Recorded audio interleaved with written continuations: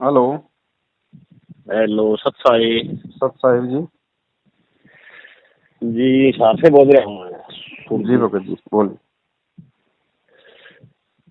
जी मैंने यूट्यूब पर देखा था आपका गुरु जी का वो जी विचार सुने थे जी। जी भगत जी। तो नाम लेना चाहूँगा जी। अच्छा, परमात्मा के सत्संग कब से सुन रहे हो भैया? तो ये 10 दिन तक। 10 दिन से। दया परमात्मा की। भगत जी देखो, ऐसा है, आप जी ने जितना सुना है अभी तक, उस सुनने से आपके इतना तो समझ में आ गया होगा कि भाई ये गुरुदेव के आदेश नहीं है, क्योंकि आप तो हिसार से हैं। आपने बरवाला कांड को भी बहुत नजदीक से देखा होगा टीवी पे। हाँ टीवी पे देखा जी। तो जिस तरीके से जो भगत लोग जो कमांडो बने हुए थे, हाथों में जिनके हथियार थे, और आज आप जिस महापुरुष का नाम लेने की सोच रहे हो उनके सत्संग सुन के, तो आप खुद भी निर्णय कर सकते हो कि वो आदेश उस समय इस तरीके से गुंडा बन के पुलिस वालों के साथ लड़ने के संत रामपाल जी महाराज जी के नहीं हो सकते थे। तो वो सारा का सारा जो खेल था वो उनके भाई का षड्यंत्र था। उनके भाई की गैंग में कुछ लोग थे जिसको राष्ट्रीय समाज सेवा समिति कहा जाता है, जिन्होंने वो कमांडो तैयार किए थे, सारा सब कुछ बवंडर बनाया था। तो जाहिर सी बात है, जिन लोगों के कारण आज हमारे गुरुदेव हिसार जेल में हैं, तो उन लोगों को तो वो आदेश नहीं दे सकते, क्योंकि परमेश्वर तो अंतर्यामी है और उनकी आंखों के सामने, उनके रहते सहते, उनके चरणों के नीचे जब इन लोगों ने उन्हीं के आदेशों के आड़ में भक्तों को बरग लाकर और इतना बड़ा कांड करवा दिया, तो जाहिर सी बात है कि परमेश्वर उन्हें तो आदेश नहीं दे सकते नाम दीक्षा देने का। तो बड़े भाई, ये सारा का सारा जो खेल है ये पैसे के लिए चल रहा है वर्तमान में, क्योंकि उनके परिवार वाले, उनके रिश्तेदार, कुछ ये कोऑर्डिनेटर लोग, ये इस ज्ञान से इस परमात्मा को तो समझ नहीं पाए और धर्म को धंधे में इन्होंने अपने आप ही इसको तब्दील कर दिया। और आपकी हरियाणा में तो कहावत है भगत जी, घर का जोगी जोगना, बाहर का जोगी सिद्ध। और सब जानते भैया, दीपक नीचे अंधेरा रहता है। ठीक है, तो परमेश्वर की दया भगत जी। अब ठीक है, सत्संग आप गुरुदेव के सुन रहे हैं। वैसे तो गुरुदेव का ये कहना है कि जिस दिन कोई आत्मा इस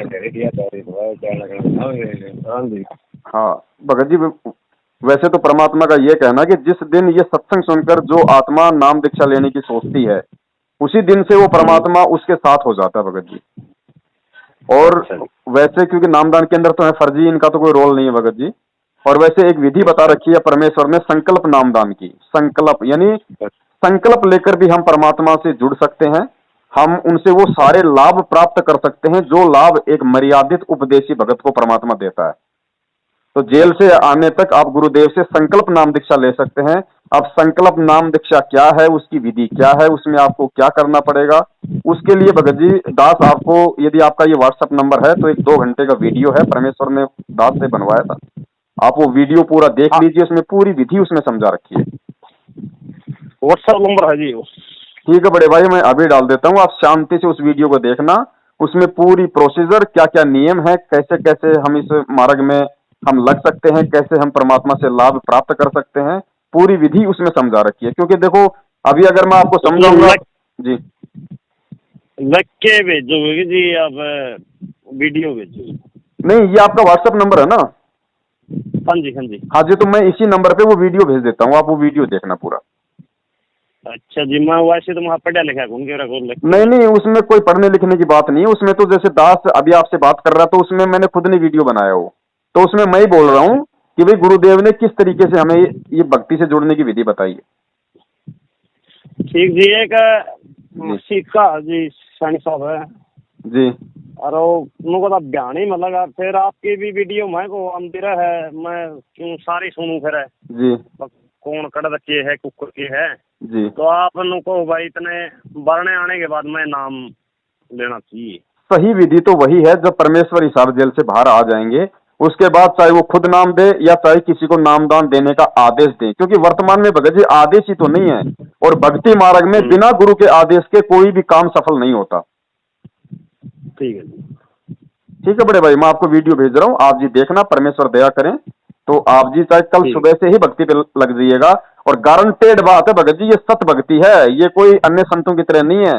साक्षात परमात्मा पृथ्वी पर प्रकट है। कोई नहीं समझ पा रहा वो एक बात भगत जी अलग है, समझने वाले तो राम और कृष्ण को भी द्वापर में त्रेता में नहीं समझ पाए, लेकिन आज सब उनको भगवान मान के पूज रहे हैं, तो आज क्या फायदा।